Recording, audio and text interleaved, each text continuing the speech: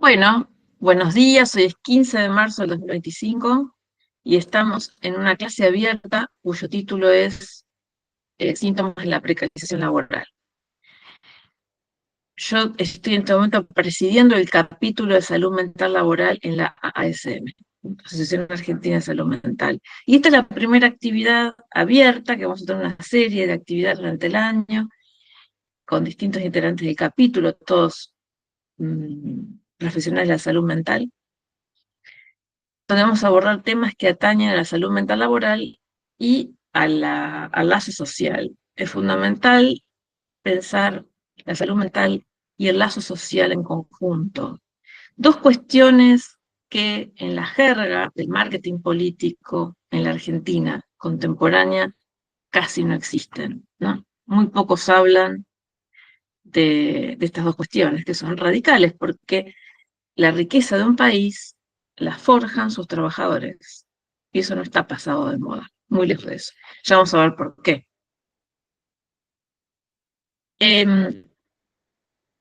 Primera cuestión que yo hoy, lo que voy a hacer es una introducción, grandes líneas conceptuales y dos autores con los que yo trabajo desde hace más de 10 años, 15 años ya. Eh, eh, y ahora vamos a ver cuáles son cada uno de ellos. ¿A qué llamamos precarización del trabajo?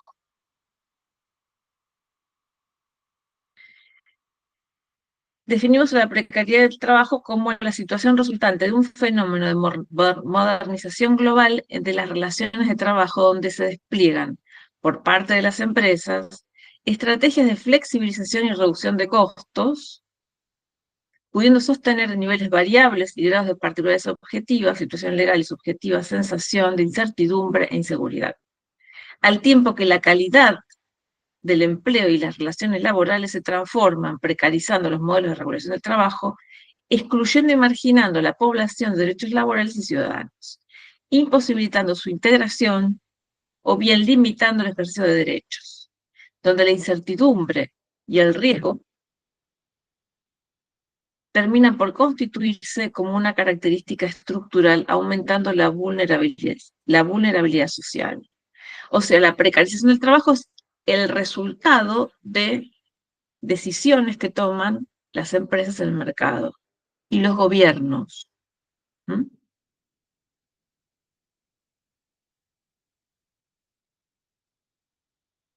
¿Qué implica esto? Que atentan contra la calidad del empleo y las relaciones laborales, se transforman y marginan a la población en sus derechos.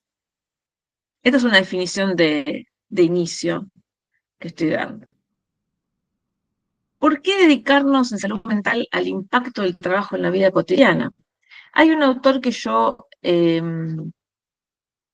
enseño desde hace más de 10 años, que es Elliot Chucks.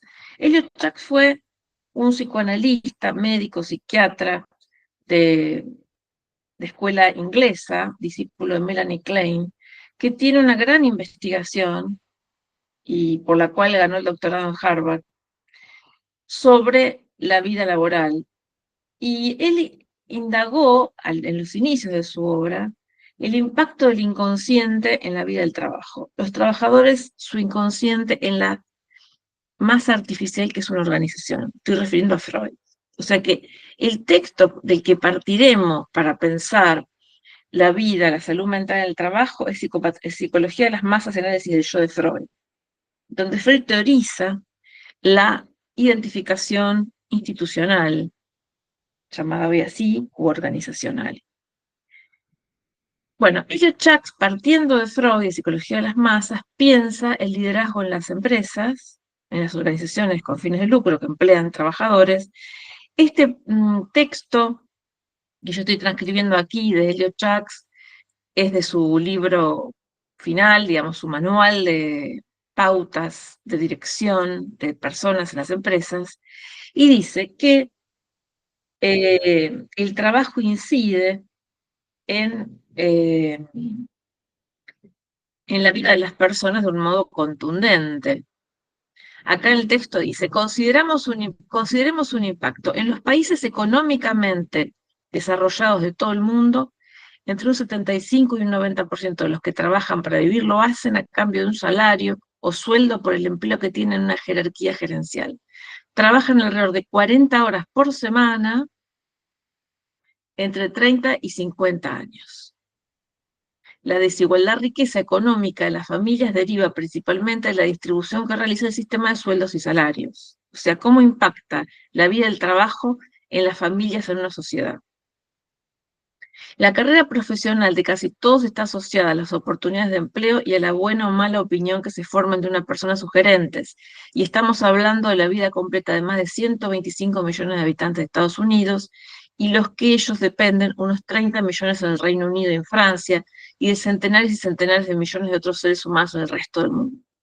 Estos números que estoy dando pertenecen a la primera edición de este libro, que es del año 99, tiene ya unos años, pero es ilustrativo lo que yo quiero transmitir.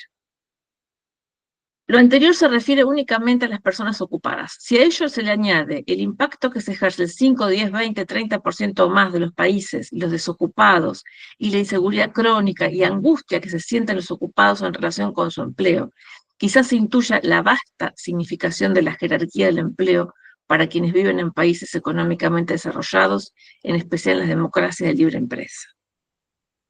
Además de estos groseros y notorios efectos en nuestra vida y en la de nuestros países, tenemos los efectos personales de alta carga emocional que tiene sobre nosotros como seres humanos la relación que mantenemos con los demás en el trabajo. Como dijo Freud, el trabajo y el sexo son las dos actividades humanas más importantes. Llegó la hora de dedicarle al primero la profunda atención que hemos prestado al segundo. O sea, hubo un psicoanalista freudiano kleiniano de escuela inglesa, que se dedicó a investigar. Fue consultor organizacional, era psiquiatra en un momento del día y el resto de las horas se la pasaba, la mitad del día se la pasaba investigando en empresas. Su investigación le valió el doctorado de Harvard, fue The Changing Culture of the Factory, ¿no? La cultura cambiante de una fábrica, en la Glaser, que era una metalúrgica inglesa. Bueno, hay mucho material de él, algunos textos no traducidos al castellano y otro que también ha indagado el tema del sueldo, la relación con el salario, ¿no? Cómo perciben y hacen los empleados con los salarios.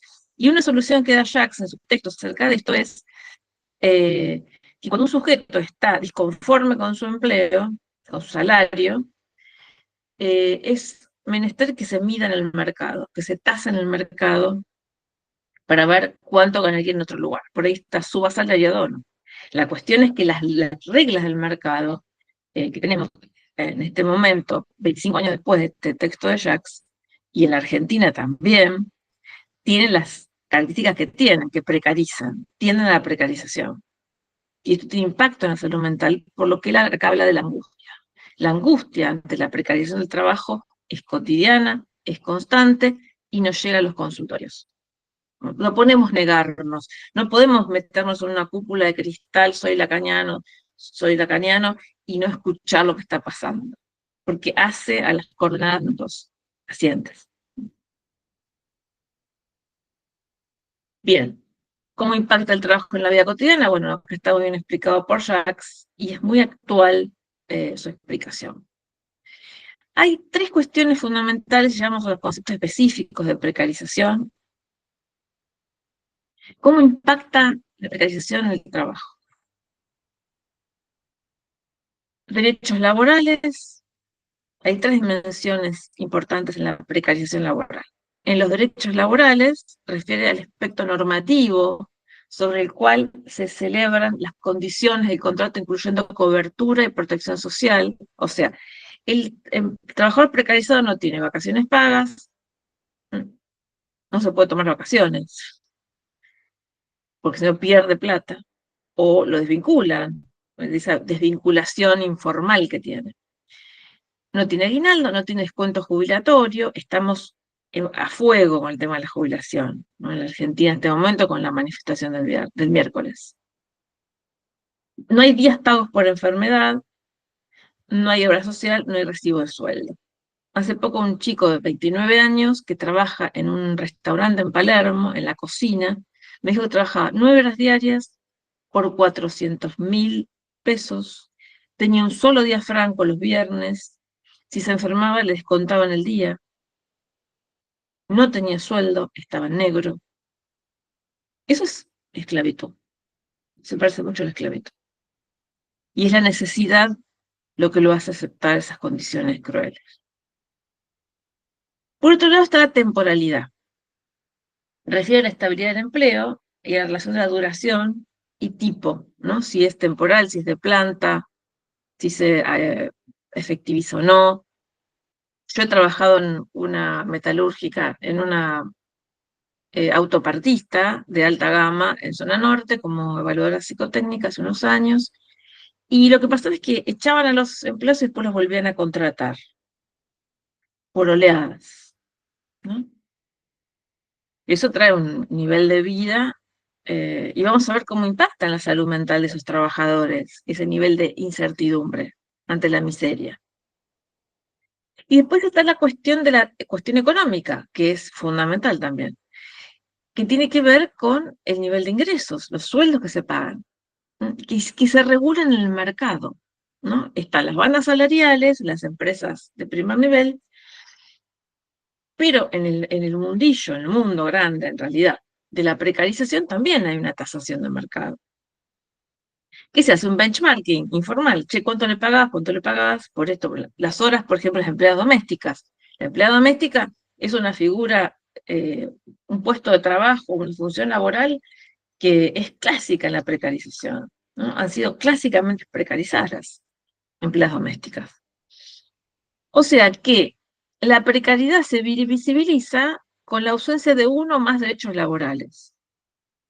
Si yo no me puedo tomar vacaciones, si falto por enfermedad me descuentan el día, todo eso es precarización.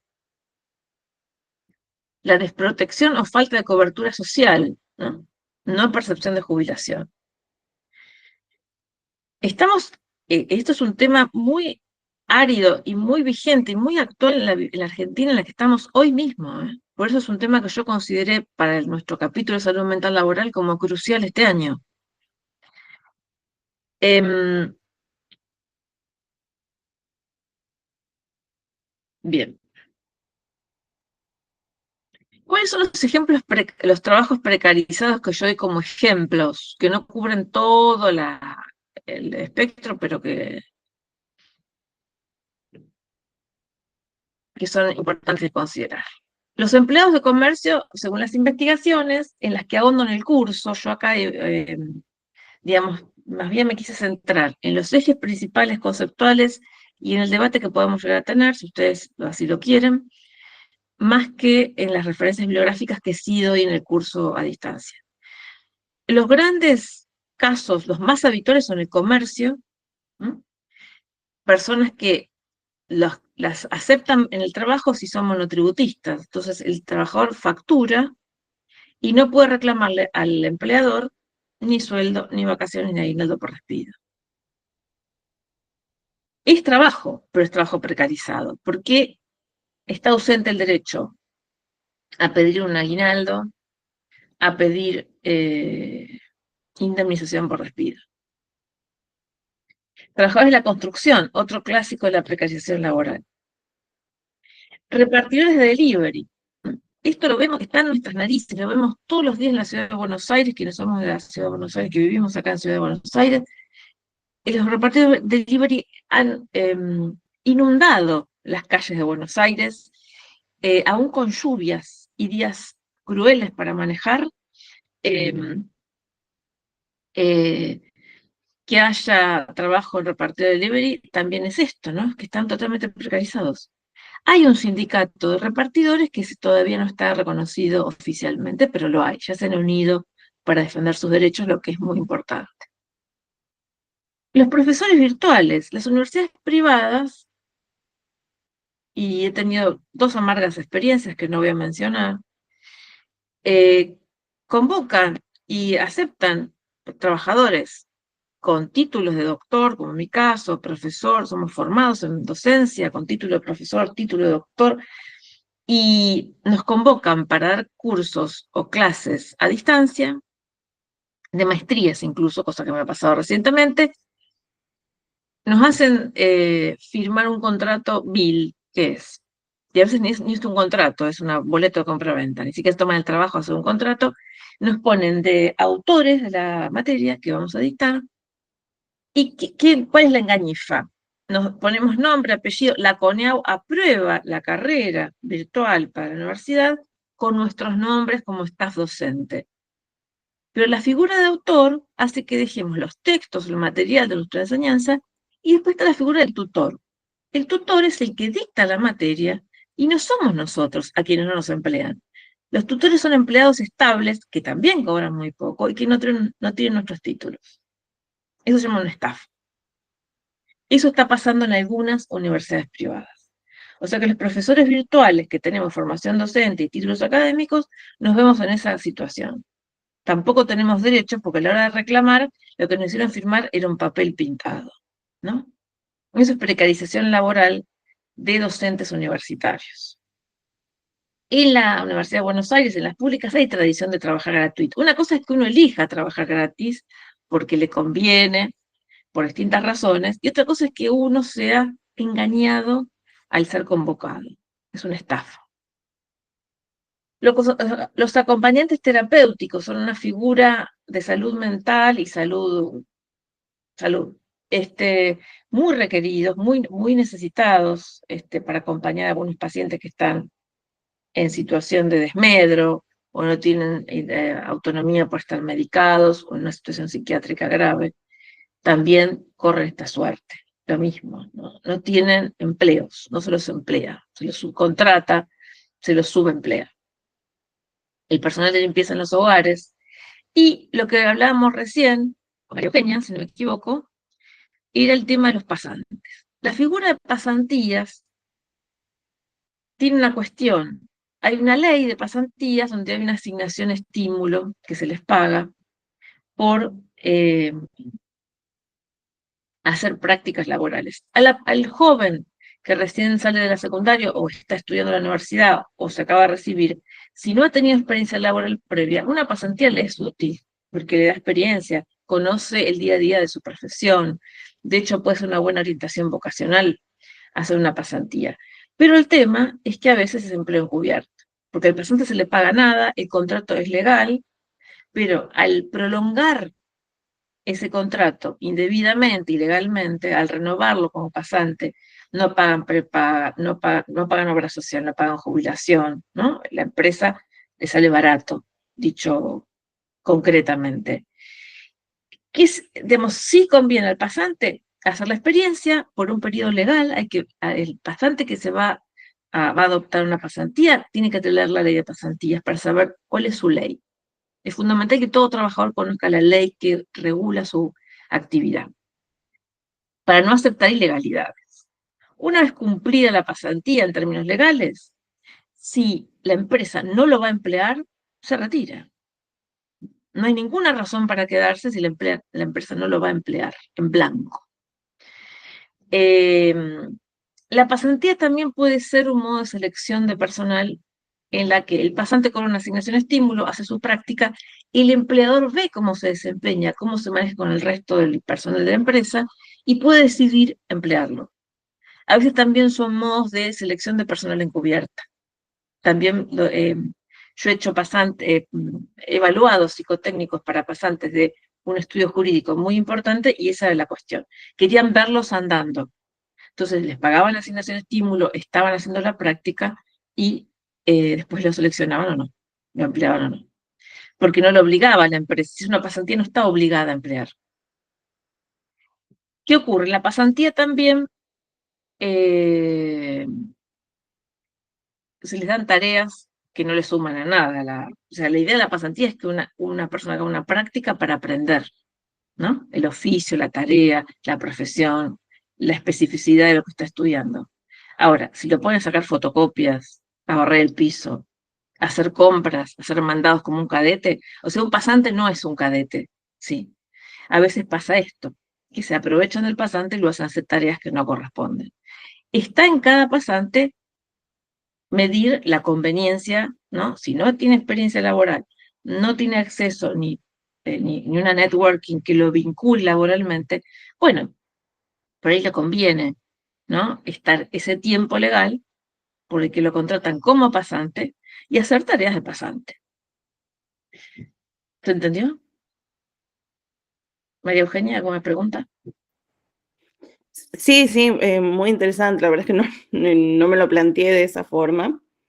Pero bueno, creo que es un poco el estar advertido, ¿no? No necesariamente darme de baja, pero sí estar advertida de la decisión que No, estoy tomando. saber es fundamental para la salud mental, mental, ser consciente de qué es lo que uno sí acepta y cuál es el precio, y hasta cuándo lo va a pagar, ¿no? Yo he trabajado de modo gratuito para formarme como psicoanalista en instituciones, hasta donde dije, basta, ya aprendí lo suficiente, lo demás es explotación obrera, dicho a la antigua.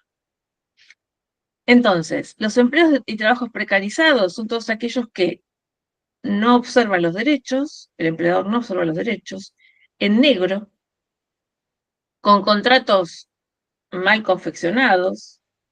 Cualquiera puede hacer revisar su contrato, lo que uno firma, y si no firma nada, bueno, se verá cuánto tiempo se queda uno ahí, porque no tiene, si uno se enferma, pierde plata, le descuentan los días.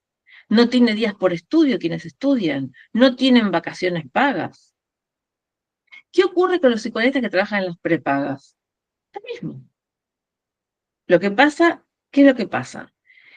Los psicoanalistas que trabajan, o psicólogos que trabajan en prepagas, que facturan como monotributista, la figura de monotributista es, ¿no?, la más barata para el empleador, porque no hay contrato laboral, no hay obligación judicial ni jurídica con ese trabajador, eh, también, o sea, obligan al psicólogo a tener tantas horas disponibles, le pagan muy poco, o sea, el psicólogo en prepaga está muy precarizado, le pagan muy poco la hora de trabajo o las sesiones, no tienen derechos ni vacaciones, ni aguinaldo, ni nada por el estilo, y el tiempo es incierto, ¿no? Hasta que lo quieran tener y después, chao. Por lo cual son variantes que uno sabe cuánto le conviene o no aceptar esas condiciones de trabajo. Tiene que hacer el cálculo en su economía personal cuánto va a asumir de esas condiciones. Bien, estos son algunos ejemplos de precarización de trabajo. Los más numerosos son empleados de comercio por estadística, empleados de comercio monotributistas y trabajadores de construcción. Pero tenemos los repartidores de delivery que habría que ver cuántos son. Hay que ver si están o no registrados, si hay alguna estadística de cuántos son actualmente. Bien, y ahora vamos al título de esta clase, ¿de qué vamos a hablar? De los síntomas.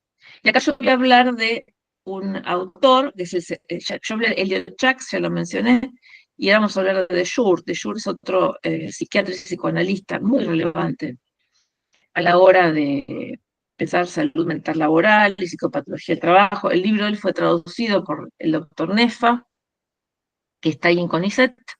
Acá lo vemos en chiquita la imagen. Está en la web, está en PDF, lo pueden leer.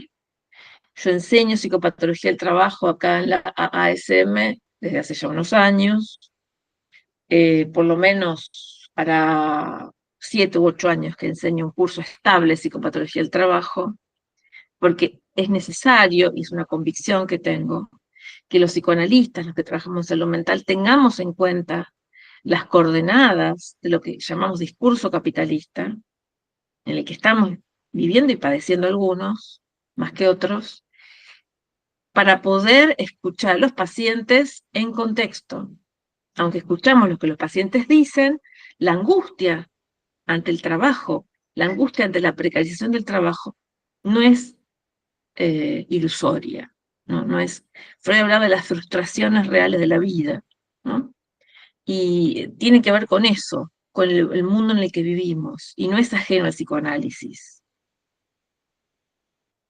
En la psicopatología de trabajo de Christophe de Jour tenemos grandes ejes clasificatorios: los trastornos del estado de ánimo, las psicosis ligadas al trabajo, las patologías postraumáticas y violencia en el trabajo. patologías del acoso, enfermedades de la sobrecarga, adicciones, deterioros de los juicios y del pensamiento, suicidios y tentativas de suicidio, y psicopatología del desempleo, perdón. Psicopatología del desempleo. ¿Cuáles se caen de maduro que son propios de la precarización del trabajo? Las adicciones. Las adicciones son modos de tratamiento de la angustia, modos salvajes de tratamiento de la angustia, y esto es consumo de fármacos, alcohol y drogas. Y esto también se vio en pandemia, ¿no? La adicción es el síntoma esperable y encontrable en la precarización del trabajo. Quienes están precarizados laboralmente, sin futuro, sin horizonte de salida, de mejora, sobrellevan su sufrimiento psíquico, a veces con la adicción. Es un síntoma salvaje. Y hay prevención, y va a haber una charla de Rodrigo Moreno este año, estén atentos porque les va a llegar la invitación o el anuncio en la web. Ahora en abril va a dar una charla sobre adicciones en el trabajo. Otra cuestión es las enfermedades de sobrecarga, burnout, fatiga por compasión y karoshi. El karoshi es la muerte súbita por exceso de trabajo que se encuentra en Japón esencialmente, el de nombre japonés. Eso es muy de la cultura japonesa, ¿no? Vieron que los japoneses hacen huelga sobreproduciendo, cosa que en la Argentina no encontramos en realidad, nunca. Bien, las patologías de sobrecarga son el karoshi en el caso extremo, la muerte súbita. La patología de fatiga por compasión es la previa al burnout. La fatiga por compasión, de la que yo también tengo un paper, que se llama la identificación de angustia y la fatiga por compasión, lo pueden encontrar en la UBA, en la web googleando. La identificación de angustia y la fatiga por compasión lo presenté en un congreso de psicología de la UBA en 2018-2019. Ahí trabajo la correlación entre el agotamiento en las personas que trabajan en salud, por ejemplo, como terapéuticos, psiquiatras, psicoanalistas, médicos de urgencia, enfermeros, son el desgaste psíquico por exceso de trabajo en condiciones de cuidado de otros que están en desmedro. Esto fue extremo en la pandemia, ¿no? Hubo muertes incluso por esto, en personas de salud, y muertes por COVID. Entonces, las enfermedades de sobrecarga son propias de la explotación obrera. En la precarización del trabajo, cuando no hay límite horario, no hay derechos a desconexión en el teletrabajo, donde hay explotación y hay ausencia de derechos en los trabajadores, es dable esperar el agotamiento por burnout, que trae todo tipo de sintomatología orgánica incluso, son angustias de ataque de pánico. Después está las patologías del acoso, no solamente el acoso sexual, que es todo un tema, sino también el acoso moral.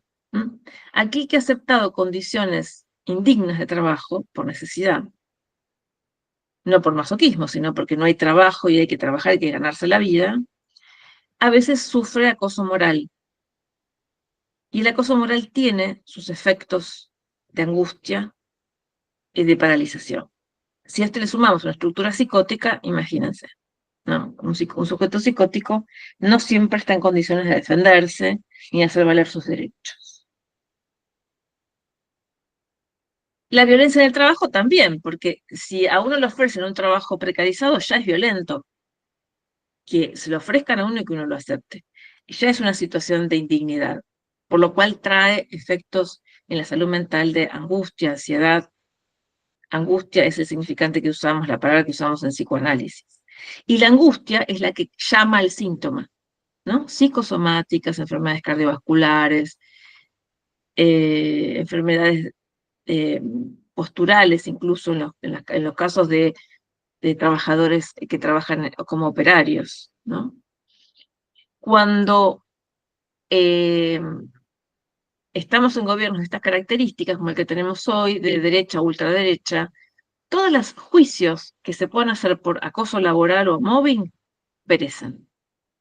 Los juicios de mobbing o acoso laboral que cuesta demostrar en el mundo judicial prosperan en gobiernos donde sí se consideran derechos laborales.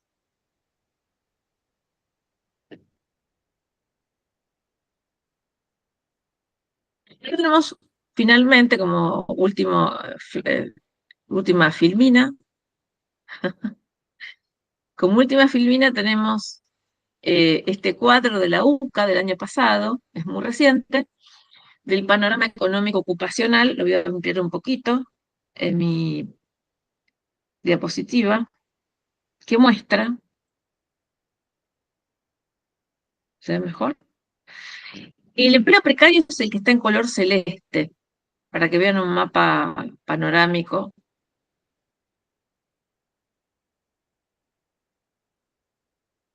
Eh, en la Argentina, el empleo precario es una constante en la Argentina.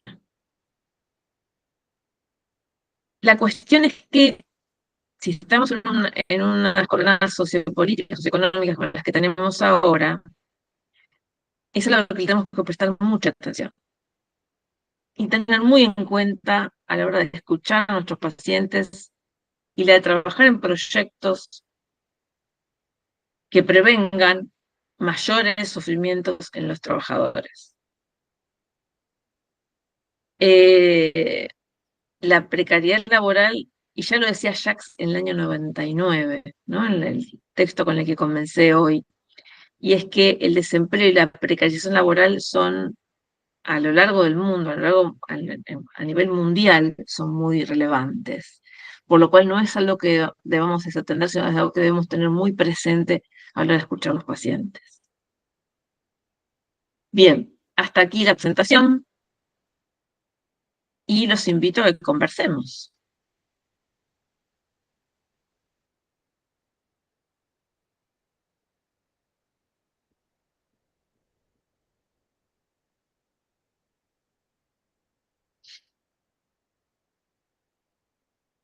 Noel, ¿estás por ahí? Hola Elena, acá estoy. ¿Cómo estás? Es una integrante de Bien, nuestro bien. capítulo de salud mental. Buen día, Noel. Buen día. Claudia Lemo también estaba por ahí, no sé si estará por sumarse a la Sí, acá charla. estoy, acá estoy. Hola, ¿cómo andan, Sí, chicas? bien, Bueno, muy bien. dos integrantes de nuestro capítulo de salud mental, no sé si hay alguien más de nuestro capítulo, creo que no los he visto. Eh, Acá estamos, acá nos vemos todos, ahí me puse un mosaico para ver todos. Y cuéntanos un poquito sobre esto que vimos hoy y ustedes mismas de qué van a hablar este año en el capítulo de salud mental y las clases abiertas. Bueno, un poco primero, bueno, sí, como siempre muy clara, Elena, para transmitir los conocimientos, y la verdad que es muy, bueno, muy interesante la temática, también muy angustiante, ¿no? Porque todo esto es una realidad que nos atraviesa a todos. También leí en este listadito que ponías de los trabajos más precarizados, los profesionales en salud, también, por supuesto, estamos allí trabajando tantas horas, bueno, médicos con las guardias, etcétera, ¿no? La verdad que es una temática que nos atraviesa a todos. Eh, Particularmente, bueno, esto que mencionabas, ¿no? Todas las patologías y psicopatologías derivadas de la precarización laboral, pero también en función a eso, como uno escucha en los trabajadores mucho el temor al despido, que es un tema que yo voy a hablar en una de las clases, es mucho el temor al despido. Hace poquito me tocó evaluar a una persona que la empresa estaba muy preocupada porque estaba presentando ataques de pánico en el trabajo, en la jornada laboral, entonces la enviaron para hacer un psicodiagnóstico y ver si esta persona necesitaba una licencia. La chica claramente estaba angustiada, atravesada por muchas situaciones personales, pero no quería tomar la licencia porque tenía temor al despido, ¿no? Entonces, ¿cómo esto, ¿no? De tener trabajo o el miedo a tenerlo, cómo incide, bueno, en la subjetividad, en la salud mental de todos, trabajadores, no trabajadores también, cuando lo han perdido el empleo. Creo que es muy, muy interesante el tema, es muy complejo y muy profundo para abordarlo, ¿no? Sí, o sea que Claudia va a hablar este año. ¿En qué fecha teníamos, Claudia, más o menos? ¿Te En acordás? junio, más o menos, junio. Para junio, Ujú, ustedes van a tener una charla de Claudia Lem, una clase abierta como esta, sobre el temor al despido, ¿verdad? ujú, sí, El sí, impacto del temor al despido en la vida cotidiana de los trabajadores, ¿no? exactamente. Y en la Bueno, y salud todo mental. derivado de esto, ¿no, Elena? De la precarización laboral, la flexibilización que hace que la gente no se sienta segura de poder mantener un empleo, de tenerlo, ¿no?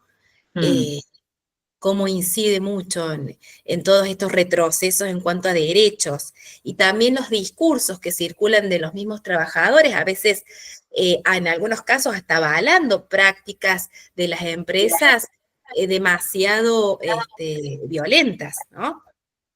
claro. Quien va a hablar de flexibilización laboral y la ruptura del lazo social es Mm, Mariel Marcos, ahora en abril. En abril, Mariel Marcos, tenemos una charla de eh, ruptura del lazo social y flexibilización laboral. bueno, que es muy Una de las, interesante. una de las cuestiones que plantea de Schurz, este autor que yo mencioné, estos dos grandes autores de Schurz, es quien más crítico ha sido del sistema capitalista, es un psiquiatra y especialista de izquierda, ¿no? Políticamente hablando, bien declarado en la izquierda, no así tanto Lyotchak, sino de Schurz. Lo que plantea es que uno de los grandes problemas en la salud mental laboral de los trabajadores es que a nivel mundial y desde hace años la función de los sindicatos ha ido en desuso, digamos, ha caído. O sea, hay una crisis de la función de los sindicatos. Entonces, la unión de los trabajadores entre sí también los auxilia en su salud mental, ¿no? Que haya lazo de colegas, de pares, que se protegen entre sí, que luchan por sus derechos. Que no haya eso, que haya ruptura del lazo social, incide mal en la salud mental, trae mayor angustia, aislamiento y empuje a estos síntomas, adicciones, trastornos del ánimo, ataques de pánico, que el ataque de pánico es terror, no es angustia, es más allá de la angustia. Ujú, Así que sí. bueno, ¿quieres comentar algo más, Claudia? No, no, eso la verdad que me quedé pensando en eso y también cómo en algunos discursos de trabajadores circula esto. Bueno, las cosas en esta empresa son de esta manera y bueno, si no, bueno, el que le gusta se queda y el que no le gusta se va. Pero nadie se pone a pensar en esto de poder cambiarlo, a ver, poder llegar a una instancia de decir, hablar con las áreas de, llámese recursos humanos, capital humano, como le llaman, de poder hacer un cambio, sino que hay mucha resignación también, mucha desidia, muchas cuestiones también que a nivel general favorecen, ¿no? Esta flexibilización. Creo que si hubiese un poco más de, tal vez, conciencia, más participación, ¿no? Bueno, de determinadas entidades, instituciones, podría mejorarse un poco más, me parece, ¿no? Mi opinión. Hay una cuestión de miedo también, ¿no? Hay mucho miedo. Ujú. ¿Sí? Sí. El sindicalismo no está respondiendo para los trabajadores, es claro, no está haciéndolo. Sí. Entonces hay mucho miedo a salir a defender los derechos propios, ¿no? A Ujú, llevar un abogado laboral, a reclamar, miedo. ujú, Porque uno supone que queda marcado como empleado rebelde, como inempleable para los explotadores, ujú. a los que no Exacto. quieren que sea así. Ahora, si una persona tiene una empresa y obra según la ley con sus empleados y su dotación, no tendría por qué tener miedo. Ujú. Si no incumple la ley. Pero bueno, Y es hasta es muy ser difícil. inteligente en ese sentido. Si los empleadores fueran más inteligentes, podrían ver esto, ¿no? De que alguien que realmente esté bien en su espacio de trabajo va a ser más productivo para ellos, va a tener una cuestión de más estabilidad laboral, pero la mirada es muy cortoplacista, muy centrada bueno, en la cuestión económica, la especulación económica. La Y avaricia, la la avaricia. avaricia, la avaricia de los empleadores. Y en esto ¿Cómo que vas a decía, tener sí. un empleado 9 horas diarias con un solo día de franco por 400.000 pesos, sin, en negro, sin vacaciones, si se falta por fuera le descontás el día, es de terror. Es como un modo de esclavitud. Sí. Sí, también muy interesante el libro que vos sugerís en el curso, el de Capitalismo y Pulsión de Muerte, de Byung-Chul Han. Muy interesante también ese libro. Mm. Esta clase abierta tiene por objetivo, digamos, digamos, esta enumeración. Primero, ¿qué es precarización laboral? Que es un concepto, sacarlo a flote, sacarlo de la invisibilidad, del silencio, o sea, que circule esta noción que es fundamental para que se tener mejor vida, mejor calidad de vida. ¿Y cuáles son las sintomatologías que en la pandemia la hemos visto, ¿no? Estas sintomatologías del teletrabajo, que son las adicciones, el agotamiento. Burnout y adicciones son dos constantes en los empleados que están pasados de rosca, que están sobreempleados en cuanto al tiempo, ¿no? Decíamos derechos laborales, tiempo y sueldo. Los derechos, el tiempo y el sueldo. Son tres cuestiones fundamentales para evaluar si algo es precario o no a nivel laboral. Y está a la orden del día, lo vemos en las calles con los chicos con las motos, ¿no? Trabajando todo el tiempo de un lado al otro a velocidades extremas, con riesgo. Hay también consumos, ¿no? Consumos de sustancias, lo vemos, lo tenemos a la vista.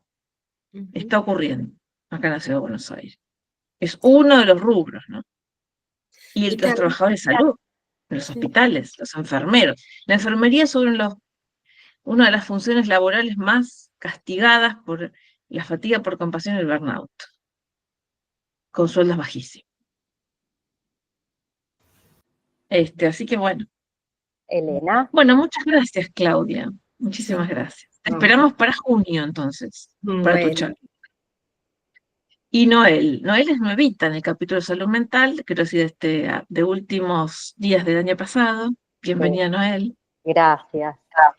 Bueno, contarles que he finalizado ya la carrera, finalicé de rendir todos los finales, así que Felicitaciones. muchas gracias. Ahora estoy en proceso de tesis y práctica, así que estoy muy, muy feliz. Y bueno, feliz de participar en agosto también. ¿Y tu tema era, Mi Noel? tema voy a hablar, que va a ser trabajo de tesis, el impacto del burnout en la salud psicofísica de los empleados públicos. Bueno, precarización del trabajo. Totalmente. Es el Y núcleo, ¿eh? es el núcleo. Además, bueno, escuchaba toda tu exposición, Claudia, también lo que comentaba que me resonó mucho en este sentido de la precarización que tenemos en el Estado. Yo trabajo en un organismo público y realmente lo que está sucediendo es monstruoso, porque juegan con esto, es siniestro realmente. Hay contratos ahora, cada 3 meses los renuevan, cada 3 meses, o sea, se dan cuenta de la incertidumbre en la cual nos dejan, la angustia que está todo el personal, y esto repercute muchísimo, porque al haber nueva gestión, se modificaron todas las coordinaciones y demás, y hay gente que tampoco tiene tarea. O sea, 8 horas sentados en una oficina sin tareas. O sea, vos decís de la sobrecarga laboral, pero no tener tareas también repercute muchísimo en la subjetividad de todos los individuos. Entonces, Ahí bueno, tenemos, ahí tenemos el cuadro de acoso moral, acoso laboral. sí, sí, es tremendo lo que se está dando en este momento, y le agregan a todo lo siniestro que viene sucediendo la evaluación de competencias en el Estado, que afortunadamente, bueno, esto dio el 98% de aprobados en Cava, en Buenos Aires, y ahora lo quieren implementar en todas las provincias a nivel nacional.